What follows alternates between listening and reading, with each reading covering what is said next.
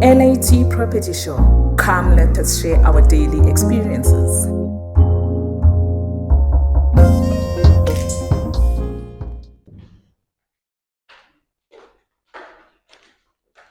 Bianca and Miriam, welcome again to LAT Property Show. Thank you for joining me again. You may take a seat.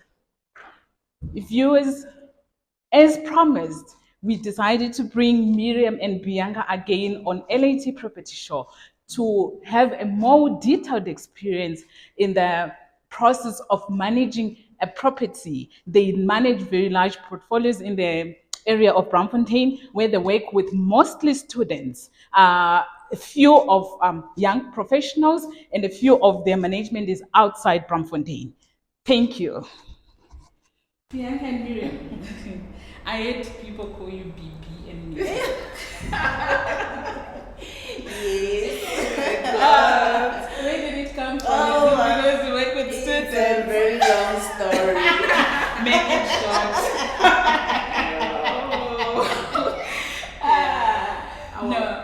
Our office is a very interesting office. Your name can pop up anytime. I'm sure your name is Patience. We can start calling you Patience. Exactly. You know? So it starts from there. Do you remember how it started? Yeah, I can't remember, but it just happened. But you know why I mentioned it? I picked that one of my mentees once mentioned that people are like you shouldn't be called portfolio managers, but relationship managers. So the minute someone shortens your name, I think there's a relationship. Exactly. You know, the freedom. There's some kind of an intimacy that has been built. That's very interesting. So I think from our last conversation, we had a few viewers wanting to know, how do you guys handle such a big book? And from there, I think the questions that came up was like, how do you handle conflicts between tenants? Because you mentioned that you've got two tenants staying in a bachelor apartment. These are people who've come from different backgrounds, different areas. Someone's coming from KZN, someone is coming from Limpopo. Not to mention that they are coming from Mozambique and Zimbabwe, and they're coming to study in South Africa. How do you handle tenant conflicts? Should I answer that, or you should answer it, Mary? I can start. I think I have more drama on my side. It's so interesting. You mentioned different cultures. Yes. So people have different cultures. I think I once had conflict in regards to beliefs as well. Wow. I had one tenant who was practicing to being a Sangoma and a Christian in one unit. Wow. That's happening in an apartment. Yes. Student accommodation. Student accommodation. So you can imagine she believes in what she believes in, and this one is against it. So we had to take both of them. Personally, patience. This being part of the manager, so we arranged to meet to hear both sides of story, where it's coming from. We sit them down. It's kind of like counseling as well. So you're managing a property. You're a counselor. You become a sister or a friend or a mother at the same time. Exactly. So we also learn from that as well. So you find that I will not be also not very much away in those lines, but as I talk and all that, it just happens. Yes. So it will be like we need to compromise, because it's life. We will meet such people and all that, so you just need to understand that that's what she believes in, and also respecting each other. They should learn to respect each other. So it's difficult, like when it comes to a bachelor where they are sharing, but it's also easy for them, like when they're in their individual rooms. We can just tell them that do whatever you are doing in your room. Don't let this second person to be. Yes. So, but there are a lot. I don't know if you want us to go into You understand? Someone is learning out there. A parent is also learning. another tenant is learning. Landlords, they need to know why they are paying you their commission. They really need to understand. We sometimes we go through those stuff and we manage it on our own. Yes, without them knowing. They won't know anything. But that's what we go through. Sorry, that's what we definitely go through. It's hectic. Sometimes it becomes so hectic when you find two stubborn tenants. Someone wants his side to be understood. So it's difficult. It is. Okay. So in that scenario, how do you then end up resolving? Do they get to agree? Okay, I'm not going to quickly touch on that. Do they get to cancel? And what happens after that? But on that specific scenario, what then transpired? Did they stay until the end of their leases? In this scenario, they really didn't stay until the lease end because we first tried to, as I mentioned, to talk to them, and the tenant really apologized to the other one. We tried to resolve it, and then there was also a mess in the unit. She agreed to clean the unit. The charges were on her, and like that. We also explained with our lease. We have a lease that have rules on it. So if it affects the other tenant, then this one, which word should I use? So the affected part. No, it's not the affected part.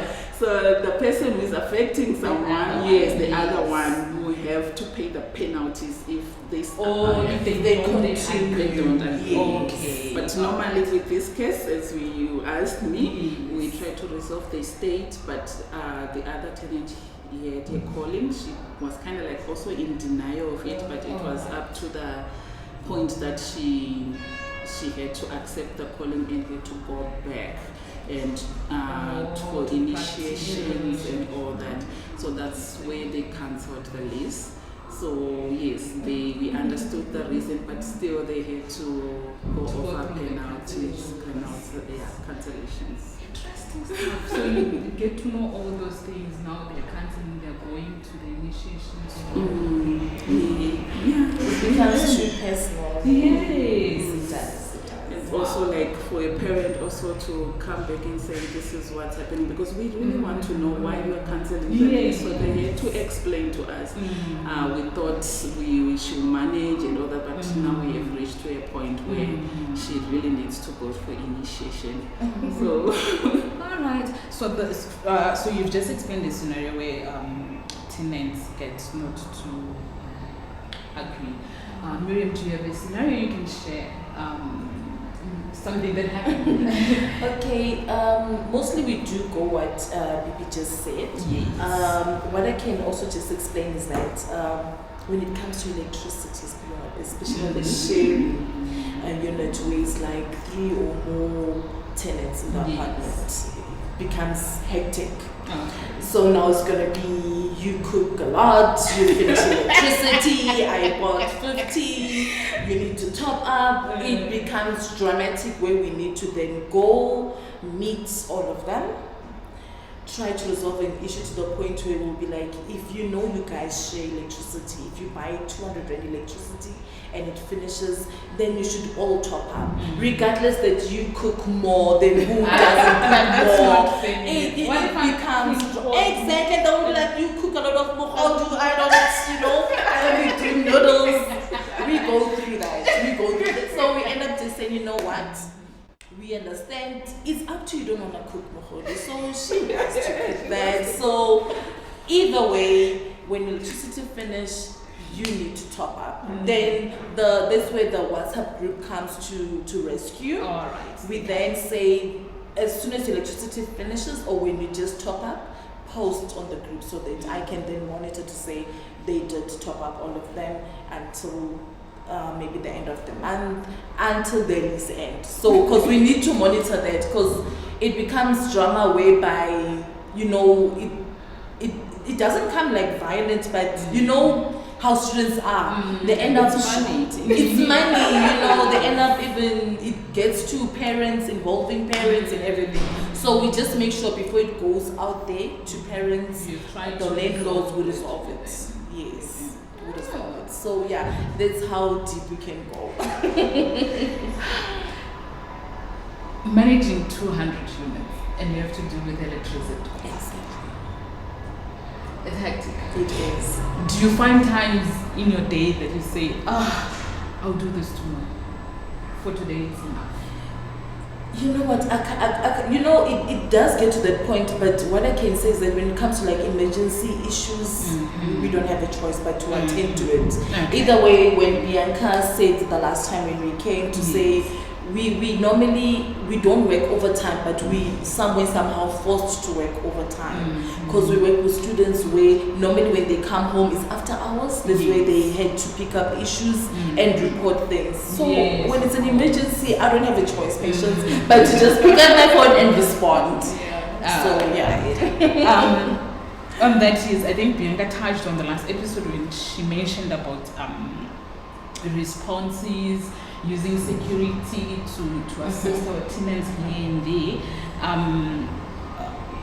Bianca would ask, how do maintenance requests come through? And what's your response time, as well as how do you go ahead and send a plumber to fix? How do you handle maintenance inquiries? Okay, so normally the quickest way is through WhatsApp. The tenant will post on WhatsApp group. I have an issue, obviously I'll see if it's a leak, it's urgent, and it's urgent, they go to the security as soon as possible. That is if it's weekend or anytime. Bianca, someone is watching in Cape Town, they don't know, they're staying in a house and you're saying go to security. Viewers, we did not mention they work with sectional titles, so they're all apartments, they're flats. So the reason Bianca is saying they need to go to security and report a leak will affect the unit below and the unit below and the below, then we've got damages that the landlord will need then to cover. I know there's insurance processes and stuff like that. Sorry, Bianca, you may continue. Okay, so they will go to the security. The security will quickly go and check which unit is affecting the unit below or our unit. They will quickly switch off the water. That's how quick the leak can be attended. And then we'll just inform that. Then you see, as a sectional title, then that's two owners probably that are being involved now. So we had to involve these two owners. We also create another WhatsApp group with the owners, informing them that so and so owner of above unit, your unit is affected, my unit or the unit below. So for now we've switched on the water, and that owner will say quickly send the plumber, someone to assist. Then we add in the plumber in the group, or we contact the owner, the plumber, before even adding him. Please attend the issue, and then we add him so that the information is transparent to everyone. So, but our timeline that we want the issue to be attended to is like 24 hours. Interesting. Yes. So at least there should be an outcome of resolving that issue within 24 hours. All right. So that's a leak. A light bulb burns out. What do you do? Do you want to? Okay, so a light bulb, dealing with students, it also becomes difficult, whereas it wasn't supposed to be difficult, because as in through our leases, our contracts, it's specified there that during your lease you change your own light bulb. So it becomes a different scenario where if it's a different light, with the students, they'll be like, it's a different lighting where I can't find it or I can't do it myself. So we then escalate that to the landlord. We also provide a contractor to come and assist, but the normal light bulb, normally we request them to change it themselves when it has run out, unless if it affected the light fitting and everything, that becomes the landlord's cost. Alright, so you specify how do you separate what belongs to the tenant and what belongs to the landlord? It's stipulated in the lease agreement. All right, that's interesting. But do the tenants get to understand? They don't understand. Trust me. That look. I will have to then respond on the weekend about the light bulb. We educate them each and every day. They will tell you that I'm paying my rent, so it's within my rent for you to supply the light bulb. The light bulb. That's when the release comes in and say, remember you signed the lease that says the owner is entitled to do this 1, 2, 3 things. It's a lot. It's really a lot. I know we on our last episode it was the type how you do random checks here and there just to check the cleanliness and the hygiene of the properties and the tenants. Stubborn tenants, you go there 3 times, the place is a mess. How do you guys handle that? So it becomes a bit difficult in terms when the apartment is normally rented out for 2 students and we have 1 student currently staying there. So normally we have our agents going out there to view for a second student. That's where then it becomes hectic because now you have that uncleanness tenant staying there. The apartment is always dirty and we need to view on our daily basis. So we normally use the group to say, dear tenant, can you please make sure the unit is always clean so that we'll be able to view for the next tenant. But you know who I'll be talking to. They'll say I'll clean, but to them maybe it's clean, we don't know, but it wouldn't be clean. Exactly, so they differ. So in that case, we normally do then send cleaners to go there to make sure it's clean. Tenants cost. So they need to, either way we do tell, like, yeah, we let them know. Yes. So we tell them that we have advised you for first 3 times in a row to keep your unit clean, but we are not abiding to it. So obviously now we are going to send someone to clean. It's on cost. Yes. It's also a lesson to them to know that they should keep the unit clean. I'm sure you've got an interesting scenario that you were telling me earlier where someone said, I'll clean where I put my feet. Yeah. Can I hear about it? Can our viewers hear about it?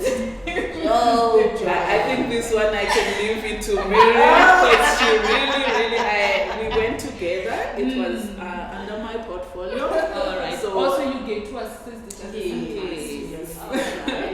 So I said, let's go together so that you assist because we find out that one tenant is also a bit stubborn, you know. Right. So I really needed a helping hand. So Miriam really handled that very, very well. Okay, I'll just touch a little bit to that. What I can first say is that, as Bianca said earlier on, we learn as we go through on our daily basis. So what I've also learned is that in this industry, I think most of our agents should then know who to place in the apartment in terms of age. All right. Because now I'm going to place an 18-year-old or 20-year-old with the exactly with the like close to a 30-year-old student.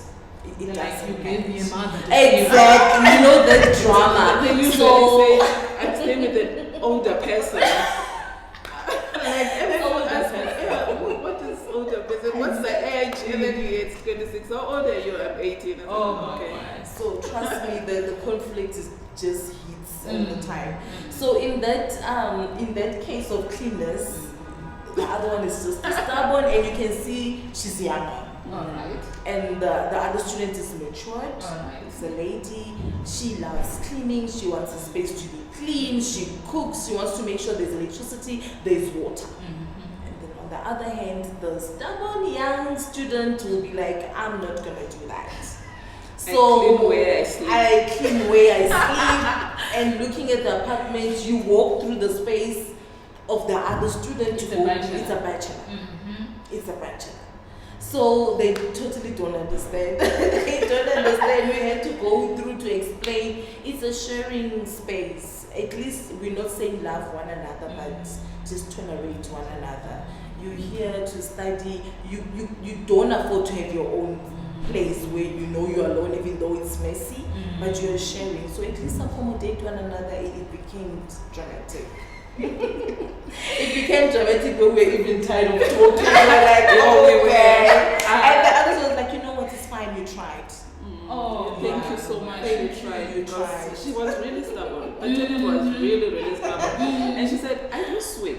I said, okay, how do you sweep? And the funny part was like, she said, and it's not. Yes, for a week, and this one was like, it's not me who swept those dirty days. You should take it out. So it's interesting, patient. Quite interesting. It is. So we had to resolve. It's kind of like teaching again, manners as well, because some things you just need to be groomed from your home. Exactly. So I'm sure parents who are watching, you understand. I know we have our own kids in the house, and we're not going to stay with them forever. Exactly. They're going to go out into the world where they meet different people from all walks of life. And we don't teach them how to clean their own room, to make their own bed, to prepare their own meals. And now they're sharing accommodation with another child in a world where you're 1,000 kilometers away from them, and they fail to cope. I'm sure, like what the lady is saying, it begins at home. Charity begins at home. It's a responsibility of us as parents to make sure we teach our children the small things that are vital in their life, in their day-to-day living. Thank you, ladies. You mentioned previously that your communication and support with students and honors is through emails and the phones and the app. And you've also related on how the responses come in and how easy it is to handle that using WhatsApp specifically.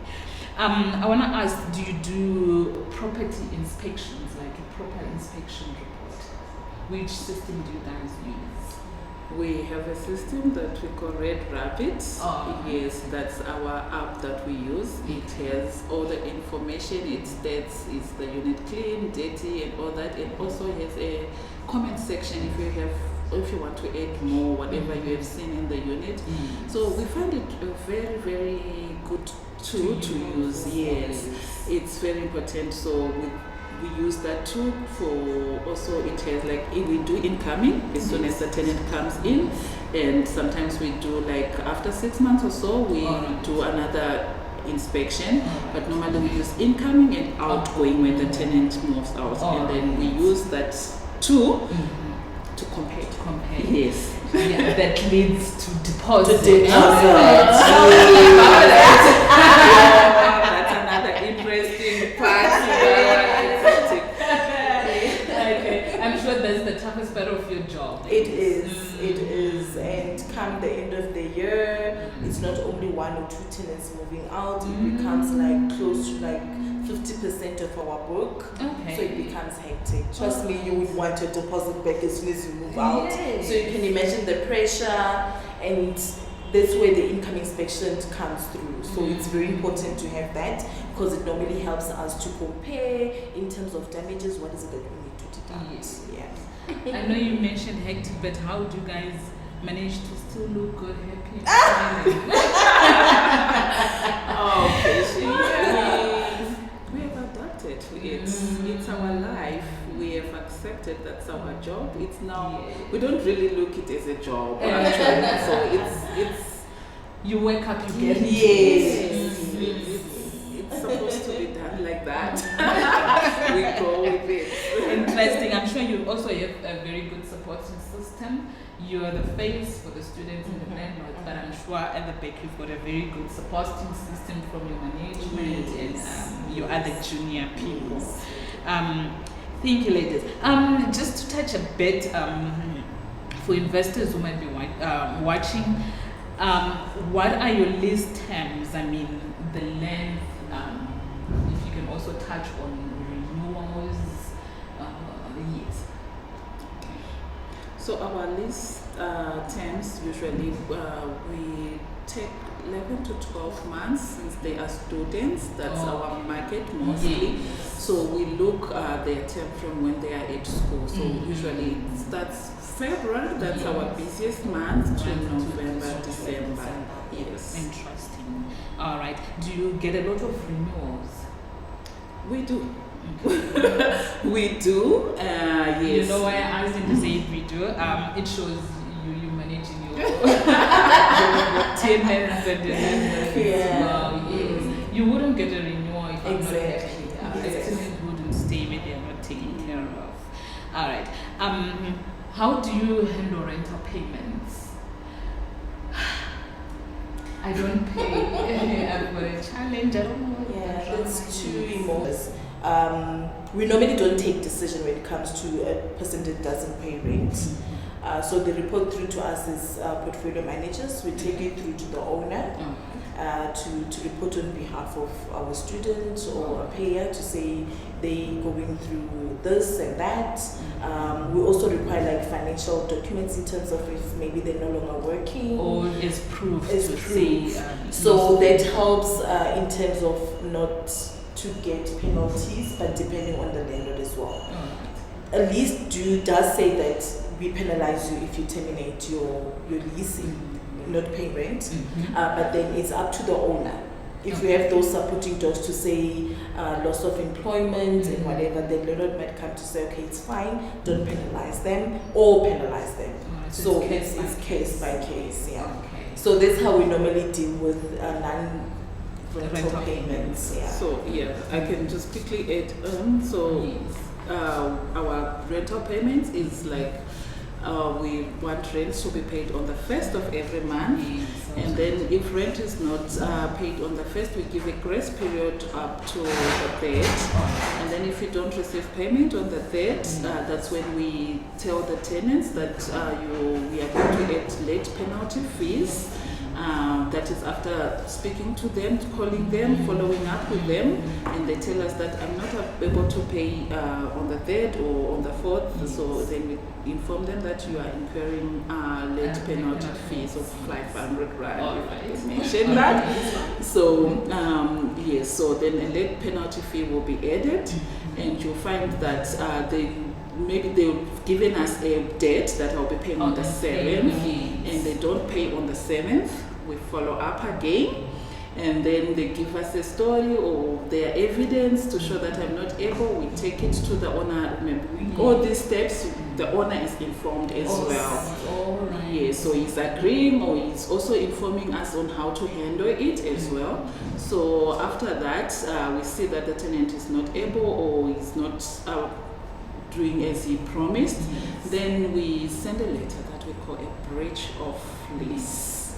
So yes, that's a breach of lease that tells the tenant that we are giving you certain days. Normally it's 7 days to remedy the situation, and then if they don't, then we take further actions. All right, you seem to have a good process in place. Wow. But do you have a lot of those, if I may ask? Not really. Not really. Yeah. Yes. Okay. If I may ask, what is the notice period for lease cancellation? 2 months, yes. We notified So the tenants. tenants give us a notice, 20-day notice, saying that I would want to move out on the 1st, but it should be 20 days. And then we advise them that, okay, it's fine, then you need to, like, we respond with our lease cancellation clause. Yes, that is 2 months of saying that you're yes. Okay, that's interesting. Okay, you've already answered. I was going to ask, are there any penalties for breaking the lease? Just to move on, how do we handle emergencies not in regards to maintenance? Emergencies like it's going to be a hard one in terms of sickness, death, or a very critical incident in your apartments. It's too emotional. On my part of portfolio, I don't really have those hectic ones where I can say in terms of like sicknesses. Yeah, but I had a case where it was an accident. A student was hit by a truck. So it becomes very emotional because then the tenant will have to go home after the hospital discharge, but then the parent still needs to pay rent and other terms. So in like office space, how we handle it is just to check up with the parents as well as the students on how they're doing. We normally send a bit of like templates, yes, yeah. Messages. I think on B's portfolio we just have a few. Yes, actually it was, should I put it healthy or sickness? I don't know, but it was kind of like a student. She was a lady, and she, the students, they are naughty sometimes. They forget that they are at school and they play with boys, So she was, I think she was pregnant. She was definitely pregnant, and she tried abortion. So now it happened in the unit. Remember, it's sharing unit, and she didn't want to tell the others that this is what she went through. So we had to intervene. We had it was a situation where she was crying cramps and all that. She's in the room. She's in the unit with other tenants. So they don't know what's happening with her. So as mature as we are, we figured out that there's something wrong. We had to force for her to tell us what's really happening. It was just shocking. It was terrifying, actually. It was. So she was pregnant at that time. She was pregnant. So I think the thing wanted to come out. So it ended up coming out in the unit. So we had. While you're in the apartment. Yes. So we had to experience that, and police were involved. We actually called the ambulance team, and the ambulance team quickly came. So we had security. Does that happen in your normal working hours? So you are in the office and you get to see that? Actually, this incident, I think she had cramps overnight, and then when we came in the morning, the other tenants, they to tell saying, "This is a situation, can you come assist?" So we had to go in, and that's when we figured out that it's an abortion. It was really something else. It was very emotional. Viewers, let's take a break. With Bianca and Miriam today, we're just sharing their day-to-day stories that they experience in the management of property portfolios. They get to experience good. I'm sure this is what I meant by good, bad, and crazy situations. Ladies, thank you so much for sharing such very interesting stuff that you get to, that you experience on your day-to-day management of properties. I'm sure with that I'm just understanding, I think I mentioned earlier that you become a relationship manager. You now know who's your tenant, who's who, what do they do, and stuff like that. Just want to ask, how do you handle, let's say, noise complaints? Let's say a tenant calls and says, my neighbor is making sense.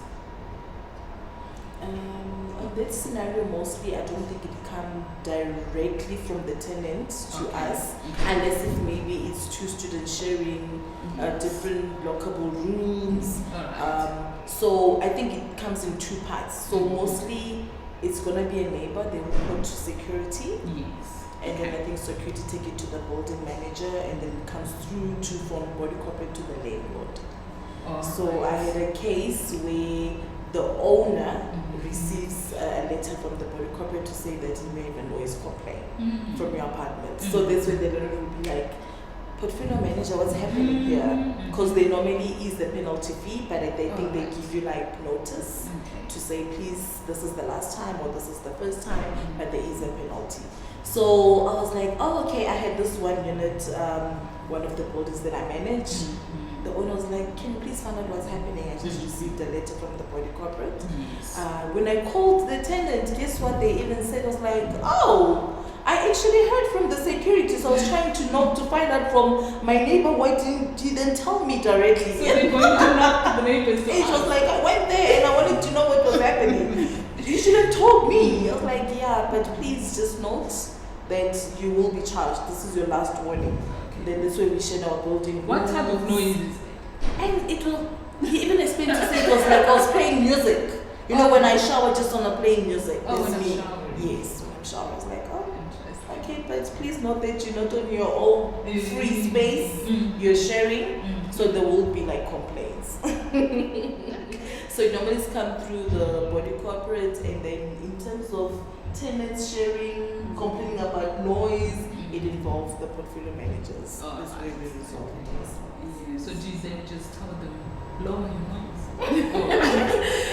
Yeah, so also what Miriam said, I can just add, it also depends with building by building. Remember, we manage a lot of building, a lot of buildings with rules. So some of the buildings, they can go straight to the security, or our tenants can just post in the WhatsApp group.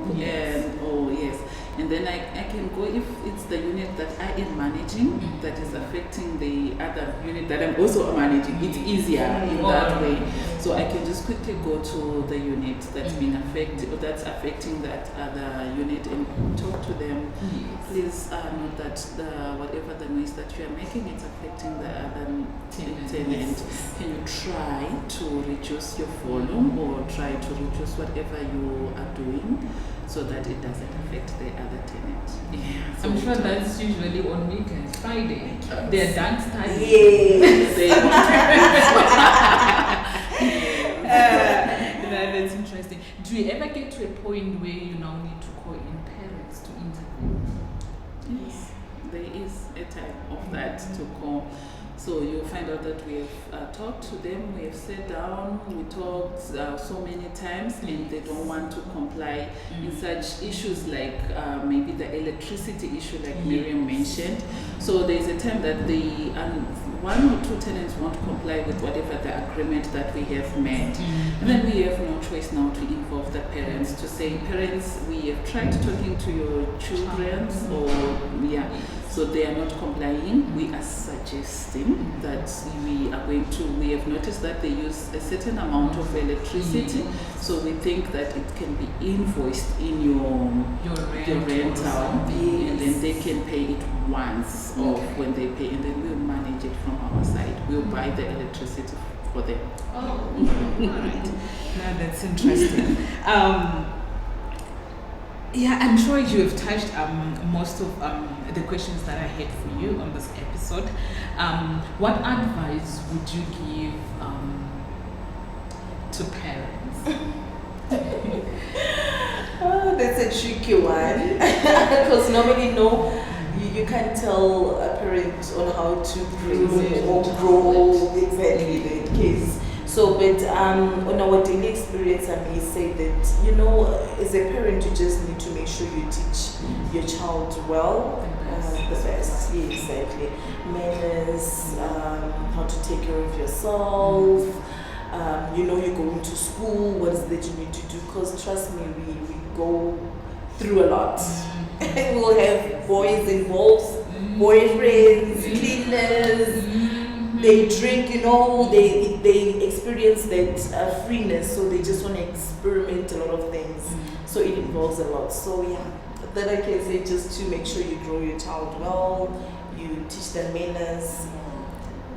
I think I would also want to let them also to come randomly and see the other side, the other character of their child. Exactly. Yes, it's job. They've got freedom. They've got. They're exposed to so many things that they were not exposed from home. So it's better for them to come randomly check their child, how he's coping, how he's doing. Because over the phone, really, I can pretend as if everything is okay. That's when you find out they will go into drugs. They get hooked so easily, and the parent is not aware. They will get shocked when we call them that your child is doing this due to drugs and all that. And they don't agree. They don't agree. Because they know the person that from home. So they should also randomly Yes, it's good. Like how we said earlier, the story about the lady that going through abortion, all those stuff. I think it was a most emotional part. It was Even for the emotional. parents, I don't think they didn't believe it. I found the sister, and the sister was like, I don't believe it. She was here last month. She didn't notice. We even went to church together and all that. So you see, and when I found them, they were like, it seems as if I'm kind of lying. No, and all that. So They don't until they had to hear from the child. So these are the sides of which they need to know. Yeah. Interesting. And I know we've touched a lot on the challenges. You do have good tenants. Say they call her Sis B. Yes, names Mama B, Sis B, or C, all those names. It's good relationships. I'm sure you've got good tenants who also pay their rent on time. Exactly.